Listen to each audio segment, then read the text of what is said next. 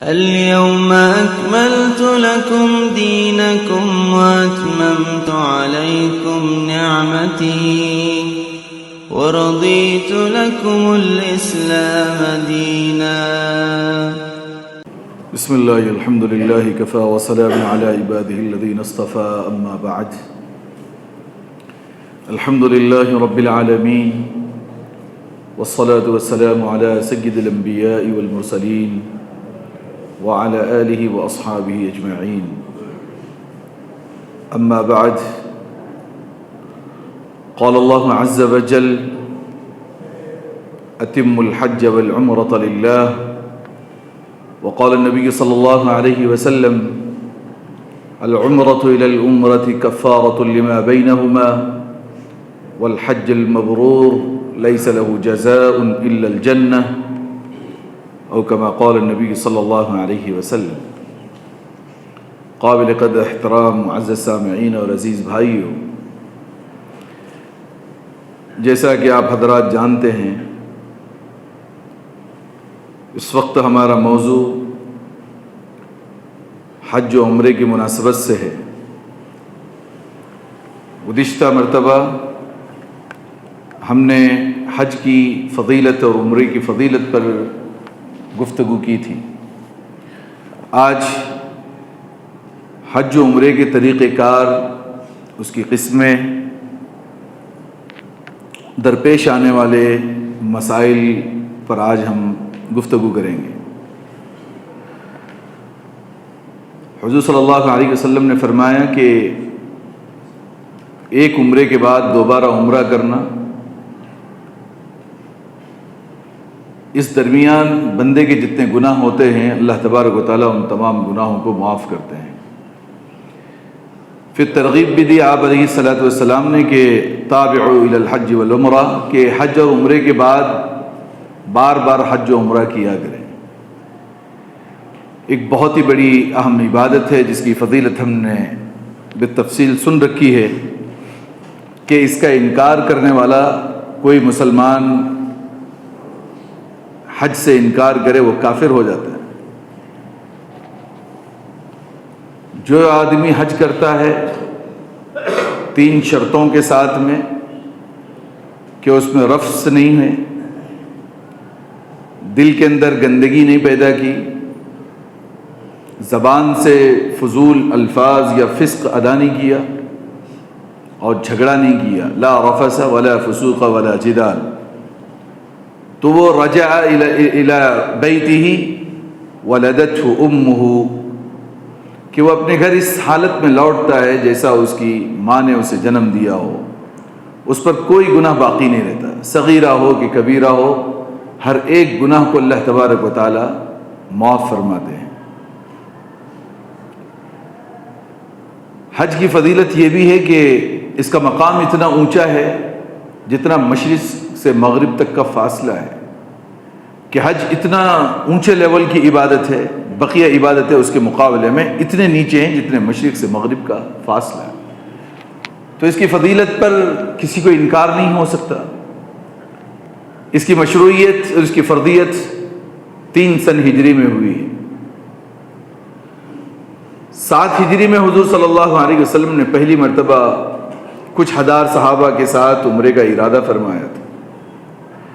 مکہ کے لوگوں نے انہیں عمرہ کرنے سے روک دیا اور آپ نے اپنا احرام کھولا اور واپس چلے گئے. اس کے اگلے سال آپ علیہ الصلوۃ والسلام نے پھر چند ہزار صحابہ کے ساتھ عمرہ ادا فرمایا. پھر اس کے اگلے حالات، جب حضور صلی اللہ علیہ وسلم کی رخصتی کا وقت تھا تو آپ نے حجۃ الوداع لاکھوں صحابہ کے ساتھ میں آپ نے ادا فرمایا. جہاں جہاں لوگوں کو علم ہوتا کہ حضور صلی اللہ علیہ وسلم حج کے لیے تشریف لا رہے ہیں تو ہر علاقے کے، ہر خطے کے مسلمان اس جماعت میں شریک ہوتے رہے، اور وہ جماعت ہزاروں سے ہوتے ہوتے لاکھوں سے بھی زیادہ جو ہے پہنچ گئی. آپ نے میدان عرفات میں زندگی کا سب سے بلیغ اور حکیمانہ خطبہ ارشاد فرمایا جسے حجۃ الوداع کے نام سے یاد کیا جاتا ہے، اور یہ آپ صلی اللہ علیہ وسلم کی زندگی کا ایک ہی حج ہے. اور اسی میں اللہ کے نبی نے بہت سارے طور طریقے ذکر فرمائے جس میں امہات المؤمنین میں کئی خواتین شامل تھی، جس میں خصوصاً حضرت عائشہ رضی اللہ عنہا آپ کے شریک تھی۔ مکہ کے قریب میں آئی تو آپ ماہواری کے ایام میں تھے، حالت حیض میں تھی، تو آپ کو روک دیا گیا۔ پھر آپ جب صاف ہوئی ہیں تو مسجد عائشہ جو آج بنائی گئی ہے، لوگ جا کے وہاں سے بھی احرام باندھتے ہیں، یہ خاص حضرت عائشہ کے لیے تھا کہ آپ نے وہاں سے احرام باندھا، جس کی وجہ سے مسجد عائشہ انہی کے نام سے موسوم کر دی گئی۔ اس کا پس منظر جو ہے دراصل سیدنا اسماعیل علیہ السلام کی یاد سے شروع ہوتی ہے۔ حضرت ابراہیم نے بنائے کعبہ کے بعد، کعبۃ اللہ کے بنانے کے بعد، قربانی کا جو نذرانہ اللہ چاہ رہے تھے اس کو پیش کرنے کے بعد اللہ نے حکم دیا وَلْيَطَّوَّفُ بِالْبَيْتِ الْعَتِيقِ، اس پرانے گھر کا طواف کیا کریں، سب سے پہلا گھر ہے اسلام کا۔ إِنَّ أَوَّلَ بَيْتٍ وُضِعَ لِلنَّاسِ لَلَّذِي بِبَكَّةَ مُبَارَكًا وَهُدًى لِلْعَالَمِينَ، پوری ان زمین پر سب سے پہلا گھر اللہ تبارک و تعالیٰ کا جسے بیت عتیق کے نام سے یاد کیا جاتا ہے وہ کعبۃ اللہ ہے۔ حضرت ابراہیم کا دور چلے گیا، پھر لوگوں نے نئے نئے بت بنائے، اسی کعبے میں لا کے رکھے، لات تھا، عزا تھا، منات تھا، یعود تھا، یغوث تھے، اس طریقے کے الگ الگ نام کے بت بنا کر کے اس کعبے میں رکھے، مگر وہ سنت ابراہیمی زندہ تھی، وہ طواف کیا کرتے تھے، برینا ہو کے طواف کرتے تھے، سعی بھی کرتے تھے، زمزم سے نہاتے بھی تھے۔ یہ بالترتیب حج کی جو فارمیلٹی جو ہے وہ حضرت ابراہیم کے بعد سے برابر چلی آ رہی تھی، بجوزے کہ اس کے اندر کافی تحریف ہو چکی تھی، لوگوں نے اپنے طریقے سے اس کے بہت سارے نت نئے طریقے ایجاد کر رکھے تھے۔ جب حضور صلی اللہ علیہ وسلم آئے، شریعت نئے طریقے سے اس امت کو عطا کی گئی، اور آپ علیہ السلام نے اپنے مبارک ہاتھوں سے ان بتوں کو، اس گھر کو صاف کیا، پھر نئے سے حج کے احکام اور طریقے عطا کیے گئے، جسے فرض حج کہتے ہیں۔ اب ہم سنیں کہ حج کے فرائض اور اس کے واجبات، اس کے ارکان کیا ہیں۔ اس کو سمجھنے سے پہلے سمجھیں کہ حج وہ 3 طریقے سے ہوتا ہے، اس کے 3 قسمیں ہیں حج کی۔ ایک ہے جس کو ہندوستان، پاکستان اور دیگر علاقے کے جو افراد کرتے ہیں، وہ تمتع ہوتا ہے۔ تمتع کے لفظی معنی ہوتے ہیں فائدہ اٹھانے کے، اور یہ اچھی قسم ہے حج کی۔ کیا فرق ہوتا ہے کہ انسان اپنے گھر سے نکلتا ہے میقات پر یا اس سے پہلے، جب بھی وہ احرام باندھتا ہے، مکہ پہنچتا ہے، صرف اسے عمرہ کرنا ہوتا ہے، 7 چکر طواف بیت اللہ کرے گا، 7 چکر صفا و مروہ کی سعی کرے گا، حلق ہو یا قصر ہو، بال پورے منڈوائے گا یا کتروائے گا، احرام کھول دے گا، گیا ہے حج کے لیے۔ لیکن جیسے ہی مکہ میں پہنچا اسے سب سے پہلے عمرہ کرنا پڑے گا۔ اب عمرے کے بعد چاہے وہ 15 دن رکے، 1 مہینہ رکے، جو محرمات احرام تھے، بیوی سے ملاقات تھی، اچھا خوشبودار جو ہے وہ بہت ساری چیزیں کھانا، خوشبو کا لگانا، جو ممنوعات تھے وہ سب حلال ہو جاتے ہیں۔ کب تک؟ 8ویں ذی الحجہ تک۔ 8ویں ذی الحجہ جیسے شروع ہو جاتی ہے، اسے دوبارہ سے غسل کر کے احرام پہننا ہوتا ہے اور وہ حج کے لیے نکلتا ہے، اور پھر وہ حالت احرام 10ویں ذی الحجہ میں جب وہ طواف بیت اللہ کرتا ہے، جسے طواف زیارت کہتے ہیں، پھر وہ حلال ہو جاتا ہے۔ یہ ہے حج کی پہلی قسم، جسے حج تمتع کہتے ہیں، یعنی وہ حاجی جس میں اپنے احرام کا وہ فائدہ اٹھاتا ہے، اس لیے اس حج کا نام حج تمتع رکھا گیا ہے۔ حج کی دوسری قسم ہے حج قران۔ حج قران، قران کے معنی ہے کسی 2 چیزوں کو ایک ساتھ ملا لینا۔ وہ حالت احرام کی وہ نوعیت ہے جس میں آدمی عمرہ اور حج کے لیے ایک ہی احرام پہنتا ہے۔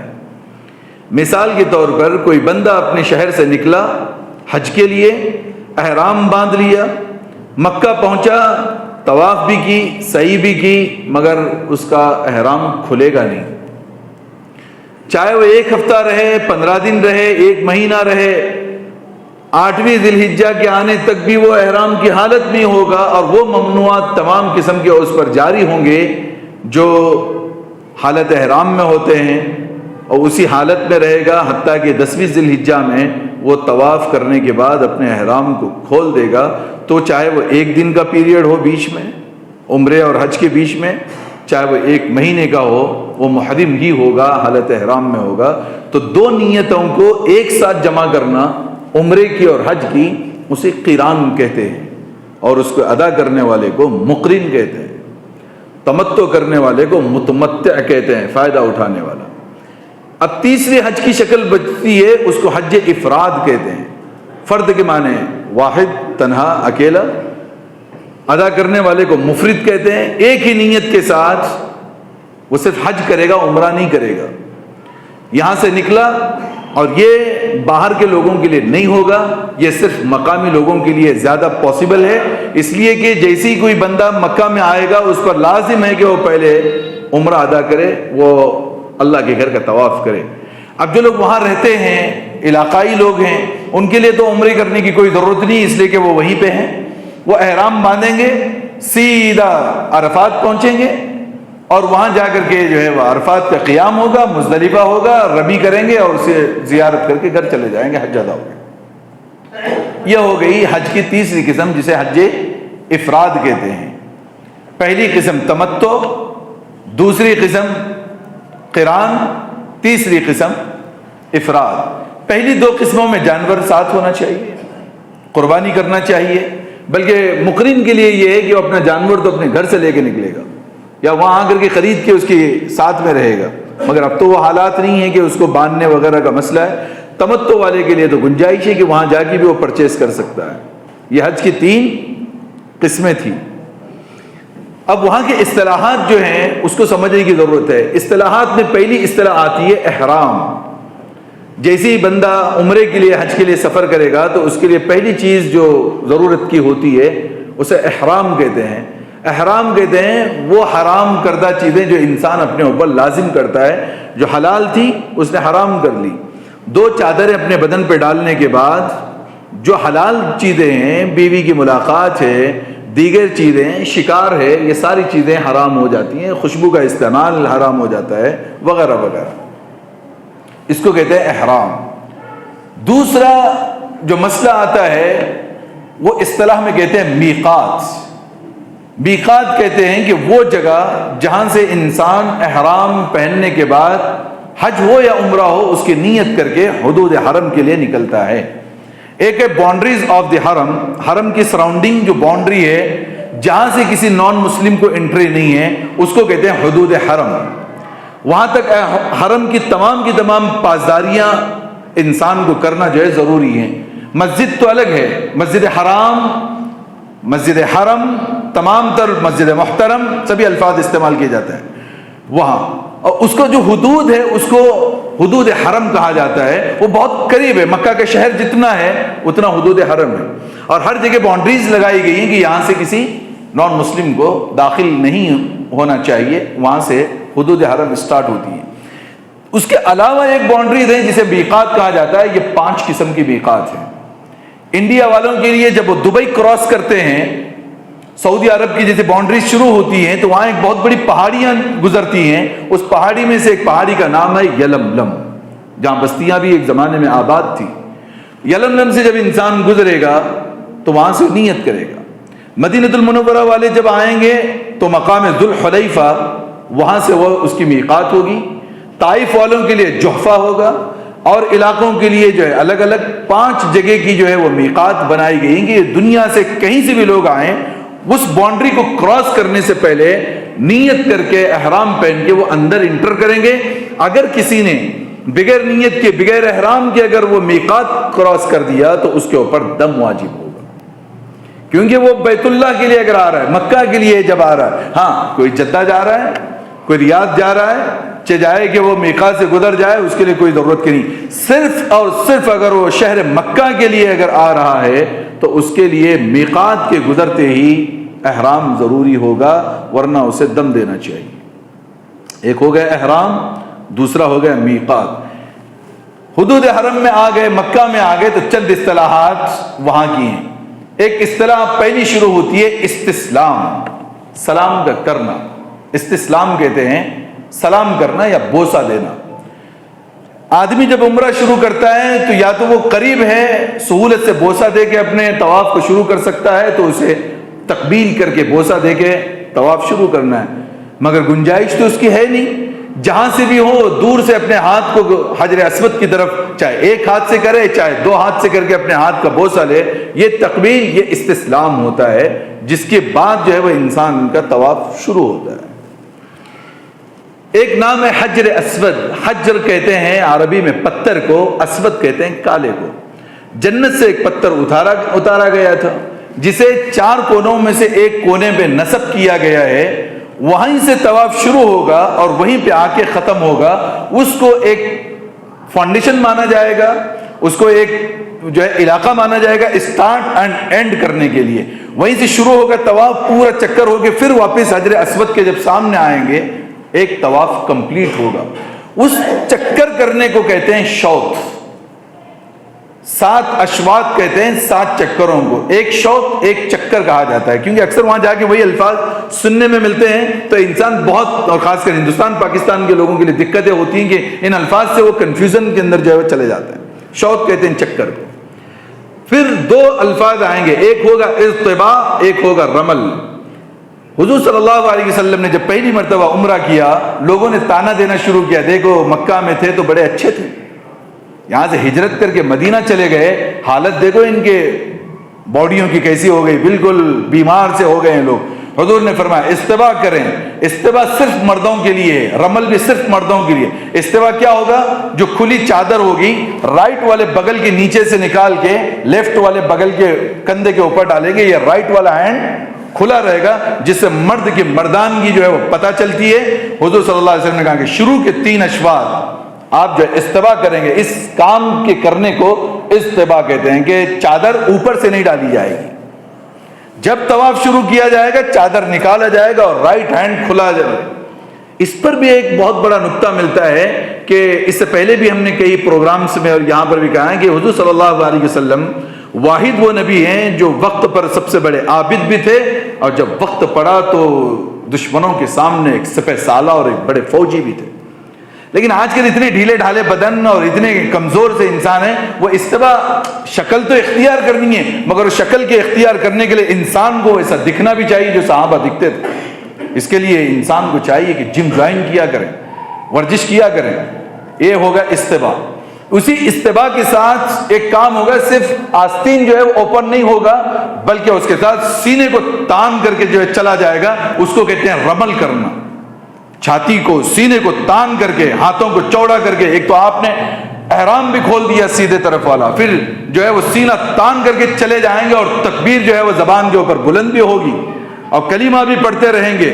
اور کفار اس وقت میں دیکھ رہے تھے مسلمانوں کو کہ اس طریقے کے, تو ان کے حوصلے پست ہو گئے. تو وہ سنت کو, یہ سنت محمدی ہے, اس کو زندہ کرنے کے لیے اس طواف کے اندر یہ 2 کام کیے جاتے ہیں جس کو ایک استباء اور دوسرا رمل کہا جاتا ہے. 3 چکر ہو گئے, پھر چادر نکال کر کے اپنی حالت پہ کریں گے. جو سینہ تان کے چل رہے تھے پھر نارمل اپنی کیفیت کے اوپر چلیں گے. اس طریقے سے 4 شوط پورے کیے جائیں گے. 4 جب پورے 7 کمپلیٹ ہوتے ہیں تو ایک علاقہ ہے جسے مقام ابراہیم کہا جاتا ہے. کعبے سے بالکل چند فٹ کے فاصلے پر ایک چھوٹا سا, آپ نے دیکھا ہوگا پیتل کے اندر لگا ہوا ایک علاقہ ہے. وہ اصل میں ایک پتھر ہے جس پر حضرت ابراہیم علیہ السلام کھڑے ہو کر کے اس کعبے کو انہوں نے بنایا تھا. معجزہ یہ تھا حضرت ابراہیم کا کہ جیسے جیسے آپ کی ہائٹ کعبے کی بڑھتی چلی گئی وہ پتھر خود بخود اونچا ہوتا تھا ایک روایت کے مطابق, اور پھر وہ چھوٹا ہوتا, اور اس پتھر کے اوپر آپ کے قدموں کے نشان ہیں. اسی پتھر کے اس ٹکڑے کو نکال کے رکھا گیا ہے اور اس کو جو ہے وہ گلاس کے اندر جو ہے اس کو پیک کیا گیا ہے جس کا نام ہے مقام ابراہیم, ابراہیم کی جگہ. 7 چکر کمپلیٹ ہو تو مقام ابراہیم پہ 2 رکعت نماز کا پڑھنا واجب, 2 رکعت نماز پڑھیں گے. اب وہ 4 جو کونے ہیں اس کو بھی سمجھنا ضروری ہے. ایک ہے حجر اسود والا, دوسرا رکن یمانی ہے, تیسرا رکن عراقی ہے. سمجھ رہے نہیں سمجھ رہے؟ 4 علاقوں کو 4 علاقے, اسی حساب سے آپ کا وہ بھی بنتا ہے. قبلہ نما جو ہوتا ہے نا, قبلہ نما, حجر اسود کے بازو میں جو ہے برابر جو دوسرا کونا اسٹارٹ ہوتا ہے وہیں پر دروازہ کعبہ ہے, جس کو دعا کی قبولیت کی سب سے اہم جگہ بتائی جاتی ہے، وہاں پہ انسان کو دعا کرنا چاہیے اس دروازے کے بیچ میں، کیونکہ اس سے تھوڑا اور آگے جائیں گے تو ایک پرنالہ نظر آتا ہے جسے میزاب رحمت کہتے ہیں، رحمت کا پرنالہ۔ ایک روایت کے مطابق حضرت اسماعیل علیہ السلام کی قبر اسی میزاب رحمت کے نیچے ہے، واللہ عالم بالصواب، پرانی بات مگر روایت ہے۔ وہاں پر بھی میزاب رحمت کے نیچے دعائیں قبول ہوتی ہیں۔ پھر جب رکن عراقی سے ہو کے جب سامنے آئیں گے تو ایک راؤنڈ والا جو حصہ آئے گا جو کعبے سے علیحدہ نظر آئے گا، دراصل اس کی حقیقت یہ ہے، اس حصے کو جس کو حتیم کہا جاتا ہے، راؤنڈ انداز میں گھیرا گیا ہے، دراصل ایک کعبہ ہی کا حصہ ہے۔ کعبے کا جو ہے وڈتھ کم تھی، لینتھ زیادہ تھی، 60 ہاتھ لمبا تھا اور 15 ہاتھ چوڑا تھا، اتنا زیادہ لمبا تھا۔ بعد میں اسے کٹ کر کے کم کیا گیا، یہ 3 مرتبہ ہوا ہے حضور صلی اللہ علیہ وسلم کے زمانے کے وقت سے لے کر کے بعد کے خلافت کے دور میں۔ آخر میں جو بنایا ہے حضرت عبداللہ ابن زبیر نے بنایا ہے، اسی ترتیب پہ بنایا جس ترتیب پہ حضور کے زمانے میں موجود تھا، یعنی جو حتیم کا حصہ کعبے کے اندر انکلوڈ تھا۔ بعد کے لوگوں نے اس کو کعبے سے نکال کر کے باہر کا حصہ کیا گیا۔ بہرحال جو بھی کیفیت ہو، اگر کوئی حتیم میں پہنچ جائے تو گویا وہ خود کعبے کے اندر پہنچا ہوا ہے، تو وہاں پر بھی انسان دعا کر سکتا ہے۔ وہاں سے نکلنے کے بعد جو اگلا کام ہوتا ہے جسے سعی کہتے ہیں، سعی کے معنی دوڑنے کے ہیں، رننگ کرنے کو عربی میں سعی کہتے ہیں۔ یہ حضرت ہاجرہ رضی اللہ عنہا جو وہاں پہ جب بھاگا کرتی تھی صفا پر پھر مروہ پر حضرت اسماعیل علیہ السلام کے لیے پانی کی تلاش میں، اس سنت ہاجرہ کی ایکشن کرنے کے لیے جو چکر لگائے جاتے ہیں اس کو سعی کہتے ہیں۔ اب وہاں پر ایک حصہ آئے گا جسے میلین اخضرین کہا جاتا ہے، کچھ حصہ وہاں پر بھاگنے کا یعنی پلین ہے۔ پہلے یہ تھا کہ صفا پوری کی پوری جہاں پہاڑی اینڈ ہوتی تھی، پھر مروہ جہاں سے سٹارٹ ہوتا تھا، اس بیچ کا حصہ پلین تھا۔ تو یہ کیا کرتی تھی کہ جب صفا پہنچتی تو آہستہ آہستہ جو نیچے اترتی اور پانی کی تلاش میں، جیسے مروہ کے اوپر لگتا کہ پتھر چمکتے دھوپ سے کہ جلدی سے میں پانی حاصل کروں، تو وہ جگہ پہ بھاگتی، پھر چڑھان شروع ہوتی مروہ کی، پھر آہستہ آہستہ چڑھتے جاتی، پھر دیکھتی کہ مروہ پہ پانی نظر آ رہا ہے تو پھر آہستہ اترتی، دونوں کے بیچ کے جو پلین علاقہ ہے وہاں پہ دوڑتی۔ تو وہ جو پلین علاقے پہ جو دوڑا جاتا ہے اس کو میلین اخضرین، وہاں پہ دوڑنا چاہیے مردوں کے لیے، اس لیے کہ آج کل خواتین کا دوڑنا مناسب بھی نہیں ہے، اس میں بے حجابی ہوگی، تو مرد حضرات وہاں پہ جو ہے وہ دوڑے۔ اس سعی کو، صفا و مروہ کے دوڑنے کو سعی کہتے ہیں۔ یہاں پہ عمرہ جو ہے وہ کمپلیٹ ہوتا ہے، اس کا آخری حصہ بچتا ہے حلق یا تقصیر۔ حلق کہتے ہیں مکمل طور سے اس طرح سے بال منڈوانے کو، یہ عمرے میں نہیں بلکہ حج میں اس کی فضیلت زیادہ آئی ہے، جیسے گزشتہ ہفتے کی تفصیل ہم نے کی ہے۔ دوسرا تقصیر کہتے ہیں قصر کرنے کو، بال کی کٹنگ کروانے کو۔ اس میں خصوصاً یہ بھی کیا کریں کہ اگر کوئی بندہ جب جاتا ہے، اب بہت سارے لوگ ہیں ٹریننگ دیتے رہتے ہیں، اپنے اپنے حساب سے نت نئے مسائل بھی جو ہے وہ پیدا کیے جاتے ہیں۔ جب ایک مرتبہ آدمی مکہ انٹر کرے تو ایک ہی عمرہ ہے، ایک بار آدمی مکہ جائے گا، جب تک مکہ میں رہے گا ایک عمرہ۔ روزانہ ہر نماز کے بعد طواف کریں، تہجد کے وقت میں کریں، جب چاہے طواف کریں۔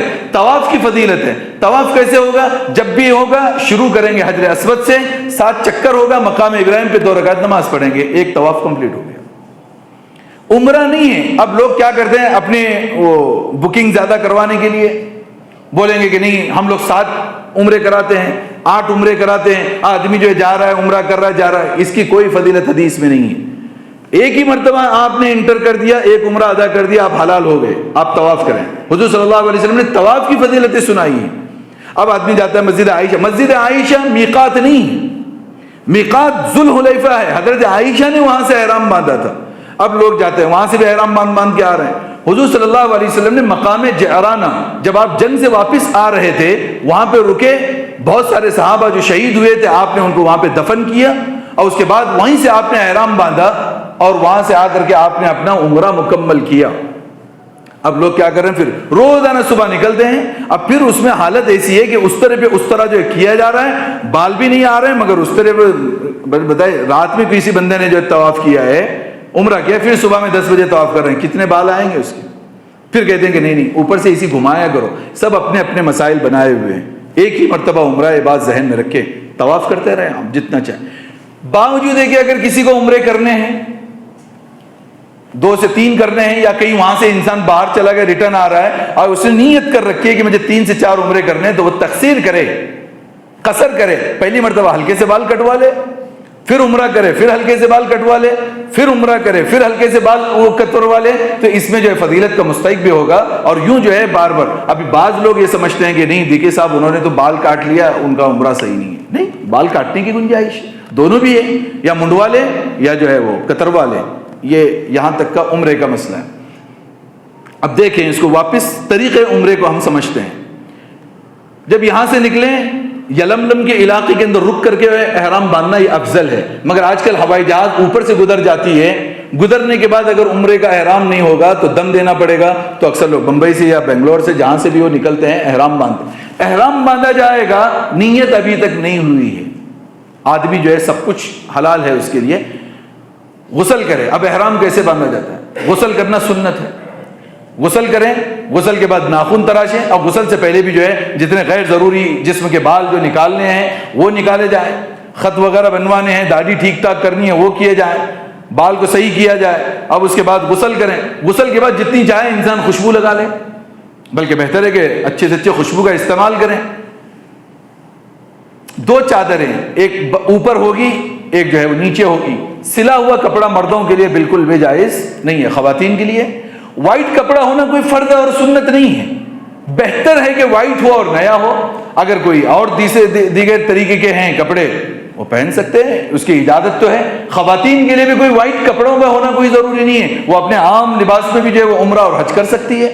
اگر اس نے بہتر کپڑے سفید بنوا رکھے ہوں تو بہتر ہے، مگر بغیر اس کی جو ہے کوئی مذائقہ نہیں ہے۔ وہ برقعے میں کرنا چاہے برقعے میں بھی طواف کر سکتی ہیں، بلکہ بہتر ہے کہ اپنے پابندیوں کے ساتھ اور اپنے جو ہے پردے کے ساتھ میں جو وہ طواف کیا کریں۔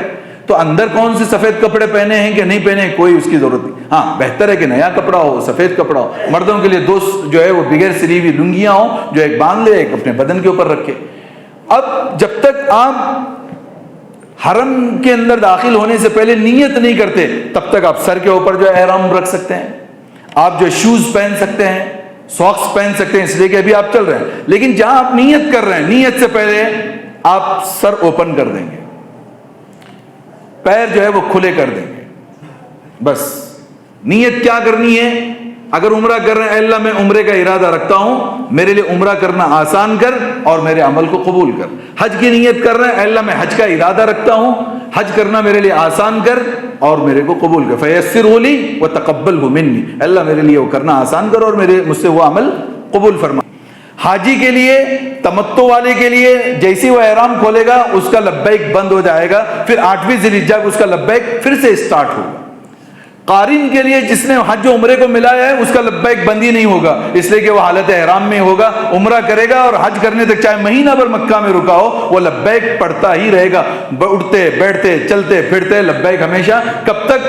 جب تک کہ جو ہے وہ طواف زیارت اس کی نہیں ہو پاتی ہے۔ سمجھ رہے ہیں؟ اب عمرے کے لیے کیا ہے، جیسے ہی چلے جائیں تو اپنے کمرے کے اندر جب پہنچے آپ تو وہاں سے حرم میں جائیں۔ اب کچھ لوگ کہتے ہیں کہ بھائی نیچے نگاہ کر کے جانا چاہیے، اور بالکل کچھ لوگ اس طریقے سے کرتے ہیں، بالکل ایسے ہی جا رہے ہیں، اور کچھ لوگ اوپر دیکھ رہے ہیں، اب اوپر نگاہ ہے تو بھی اس کو نیچے دبا رہے ہیں، اور ایسا جاؤ بالکل کعبے میں اچانک جا کے۔ آدمی ویڈیوز میں دیکھا ہوا ہے کعبہ بہت دور سے نظر بھی آتے رہتا ہے، ایک شوق ہے، آپ دیکھ سکتے ہیں۔ ایسے یہ سب کوئی باتیں ایسی حدیث سے ثابت نہیں کہ آپ نیچے نگاہ کر کے سیدھا سامنے ہی جا کے اپنی نگاہ کو اٹھاؤ، یہ سب لوگوں نے اپنے اپنے جو ہے وہ بنا رکھے ہیں۔ آپ جب جائیں ایک درد ہو کہ ہم اللہ کے گھر جا رہے ہیں، وہ کعبۃ اللہ جس کو حضرت ابراہیم نے بنایا، اسی کعبے کے ہزاروں جو ہے انبیاء نے جو ہے طواف کیا ہے، اسی کعبے کا ہزاروں بلکہ لاکھوں فرشتے ہر دن طواف کرتے ہیں۔ دنیا جب سے بنی ہے اس وقت سے اس کعبے کا حضرت آدم کے زمانے سے طواف ہوتا چلا آ رہا ہے۔ اسی کعبے کے اوپر ایک کعبہ ہے جو فرشتوں کا قبلہ ہے، جسے بیت المعمور کہا جاتا ہے، فضیلت ہے۔ اس فضیلت کو مستحضر کرتے ہوئے گناہوں کی ندامت اور شرمندگی کے ساتھ، دیکھیے آرڈر خدا کا ہونا چاہیے جو دل میں محبت۔ دیکھیے کسی بزرگ نے بڑا ہی اچھا لکھا ہے، کعبہ ہے کیا بھائی؟ وہ بھی تو پتھر کی 4 دیواریں ہیں، تو یہ کیا ہے؟ کعبہ ہے کہ اصل میں پتھر کی 4 دیواریں۔ وہ جا کے کہتے تھے، حضرت عمر کا بھی قول ہے، ہم تیرے سے طواف کر رہے ہیں، وہ تیری کوئی محبت دل میں نہیں ہے، وہ ہمارے خدا کا حکم ہے جو تیرے طواف پہ مجبور کرتا ہے۔ خدا اگر بیت المقدس کا کہے گا مدر رخ کریں گے، خدا جہاں کہے گا مدر رخ کریں گے۔ کعبے کی عظمت تو ہے، مگر کعبے کا طواف وہ خدا کے الفاظ کی عظمت کی وجہ سے۔ لیکن آج کل کیا ہو گیا ہے، خدا کے الفاظ بازو میں رہے، کعبے کی عظمت لے جا کے وہاں پہ رومال گھس رہے ہیں، وہ دروازے پہ کپڑا لگا رہے ہیں اور اپنا احرام لے جا کے پوچھ رہے ہیں اور اس کو وصیت کر رہے ہیں، بھائی یہ کعبے پہ چپکا ہوا کپڑا ہے، کعبے کے پتھر بھی لے کے اگر کوئی قبر میں سو جائے تو بھی مغفرت نہیں ہوگی۔ اس پہ لگا ہوا کپڑا تو بہت دور کی بات ہے، وہ کعبے کے پتھر نکال کے کوئی اسی کی قبر بھی بنا کے اگر مر جائے، عمل اچھا نہیں ہوگا، جوتوں سے مارا جائے گا وہاں پر، اس سے کچھ نہیں ہوگا۔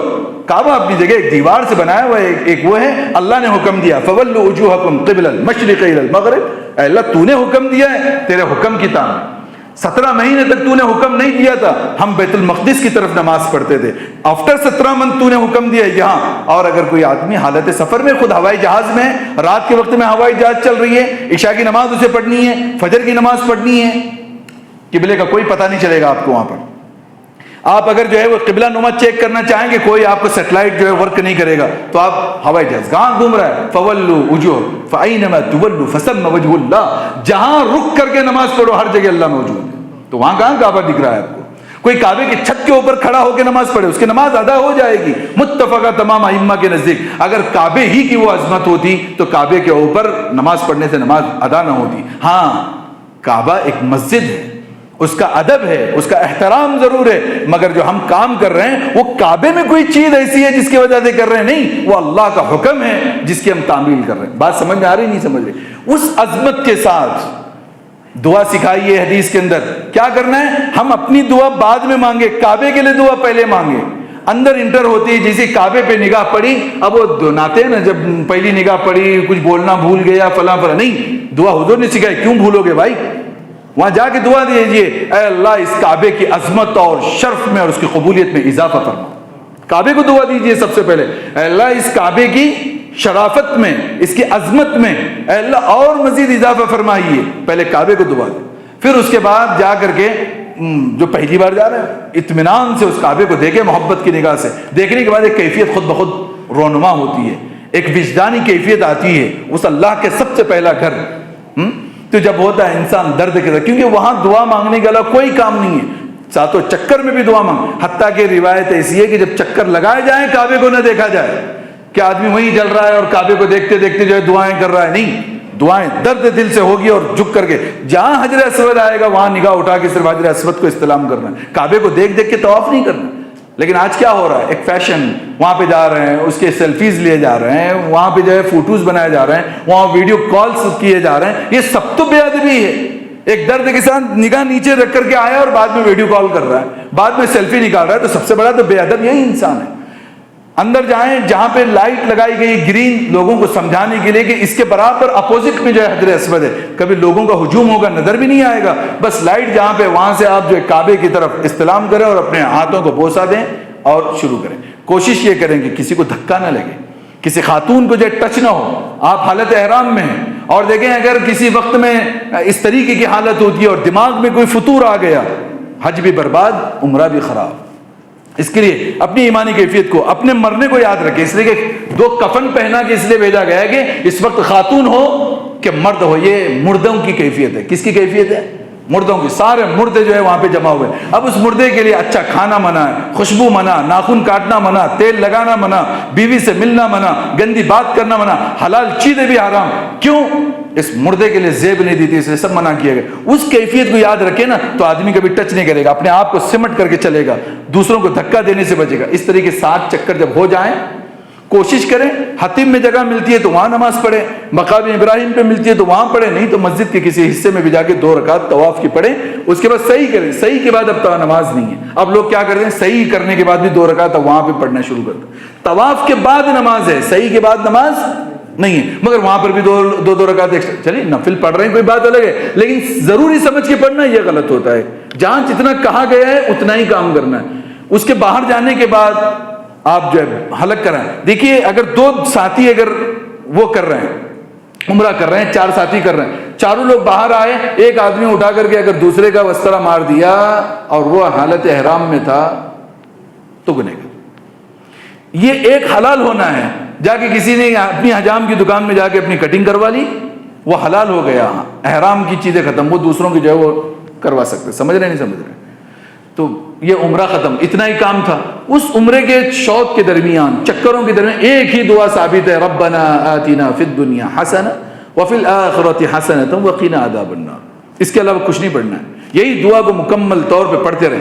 صحیح میں جائیں تو صحیح کے اندر 2 دعائیں منقول ہیں، یاد کر کے جائیں. نہیں ہے تو سب سے آسان طریقہ یہ کہ ہر جگہ انہوں نے اسکرین لگا رکھی ہے، نگاہ اسکرین پہ ہمیشہ رکھے، وہی دعائیں چلتی رہے گی. جو ایک حضور صلی اللہ علیہ وسلم نے صحیح کے دوران وہ جنگ سے آئے تھے، اسی انداز کی جو ہے وہ دعا مانگی کی، تو اسی انداز کی دعائیں وہاں پہ جو صحیح احادیث سے ثابت ہے اس کو پڑھیں. اب لوگوں نے کتابیں لکھی ہیں اس پہ، بہت اتنی موٹی موٹی کتابیں، لوگ جا کے وہی پڑھ رہے ہیں. نہ درد کی کیفیت ہے، عربی کیا پڑھ رہا ہے نہ اس کو پتہ ہے. اس سے بہتر وہ بند رکھے، کنڑ تو کنڑ، مراٹھی تو مراٹھی، اردو تو اردو، وہ خدا کو سنائے جو درد دل کا حال ہے. اب وہ پڑھ رہے ہیں لیکن پتہ ہی نہیں کیا پڑھ رہے ہیں. اب کچھ لوگ یہ ہیں کہ ایک پڑھ رہا ہے دوسرے سے پیچھے کے پیچھے جو ہے وہ آواز کر رہے. نہیں، ہر ایک معاملہ انفرادی حیثیت رکھتا ہے، اجتماعی نہیں کہ وہاں بیٹھ کے اجتماعی دعا مانگی جائے. کچھ لوگوں کو تو ہم نے یہاں تک بھی دیکھا ہے شرک و بدعت کرتے ہوئے، حضور صلی اللہ علیہ وسلم کے مقبرے کے باہر، روضہ اطہر کے باہر سلام کرنے کے بعد گنبد کے پاس آ کے بھی جو ہے نا پھر ٹور چلانے والا وہاں دعائیں منگواتا ہے. یہ شرک ہے. دعا اللہ قبول کرتے ہیں، حضور صلی اللہ علیہ وسلم دعا قبول نہیں کرتے. دعا اللہ کے لیے کی جاتی ہے، حضور کے لیے نہیں کی جاتی. یاد رکھیں اس بات کو. تھوڑا بہت اعتقاد کی غلطی انسان کو جنت سے جہنم میں پہنچاتی ہے، مگر ان کو تو ٹور چلانا ہے بھائی. اچھے مولانا لوگ یہ کام کروا رہے ہیں کہ وہاں جا کے گنبد خضرا کے پاس، اور باقاعدہ لکھا ہے لوگوں نے کتابوں میں، گنبد خضرا کے پاس ٹھہر کر کے دعا مانگی ہے. شرک کا دروازہ کھول کے نکل گئے ایسے حضرات. بچیے ان چیزوں سے. بس اپنی انفرادی کیفیت مانگتے رہے. صحیح کے دوران مانگے، طواف کے دوران مانگے، 2 رکعت نماز پڑھنے کے بعد مانگے. یہاں عمرہ کمپلیٹ ہوا، احرام کھولنے کے بعد پھر بیوی سے ملاقات کر سکتے ہیں، کھا پی سکتے ہیں، خوشبو لگا سکتے ہیں، اپنے سادے کپڑوں میں پہن کر کے روزانہ آ کے طواف کر سکتے ہیں. آج کی ہماری گفتگو اسی عمرے پہ انشاءاللہ ختم. اگلے ہفتے انشاءاللہ ہم پورے حج کی جو ہے وہ معلومات اور اس کی ٹریننگ دیں گے. اللہ سے دعا اللہ رب العزت ہمیں خوب عمل کی توفیق نصیب فرمائے. وآخر دعوانا الحمدللہ.